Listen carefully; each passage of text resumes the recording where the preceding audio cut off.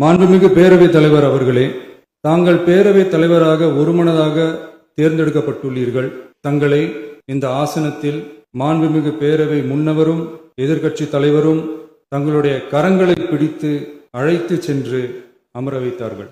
இந்த சம்பிரதாயம் எப்படி வந்தது என்று சொன்னால் சுவாரஸ்யமாக இருக்கும். பெரிய வரலாறு இச்சம்பவத்தில் உள்ளது. இங்கிலாந்து நாட்டில் உள்ள பாராளுமன்ற நடைமுறைகளை போன்றதே நம்முடைய பாராளுமன்ற நடைமுறைகளும். மன்னராட்சி இருந்த காலத்திலேயே அங்க பாராளுமன்றம் இயங்கியுள்ளது.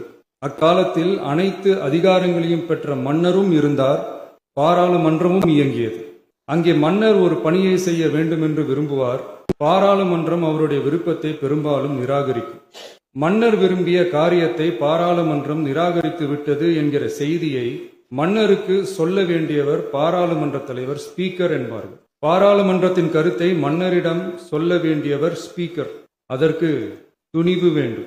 சில பணிகளை செய்வதற்கு தான் பாராளுமன்றத்தின் அனுமதி வேண்டுமே தவிர அந்த ராஜ்யத்தில் உள்ள எந்த பிரஜைக்கும் மரண தண்டனை விதிக்கும் அதிகாரம் மன்னருக்கு உண்டு.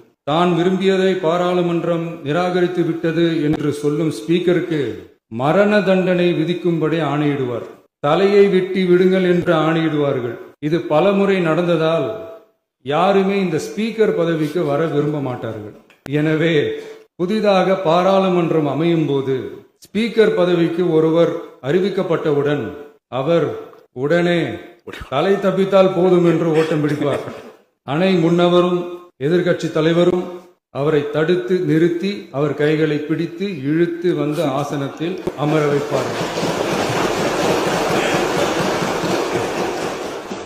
இதுதான் அந்த காலத்தில் இருந்து வந்த மரபு.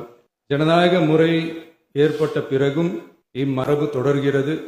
நிச்சயமாக தமிழக வெற்றி கழக உறுப்பினர்கள் அனைவருமே உங்களுக்கு உதவிகரமாகவே இருப்பார்கள் என்கிற வாக்குறுதியை இந்நேரத்தில் அளிக்க விரும்புகிறேன்.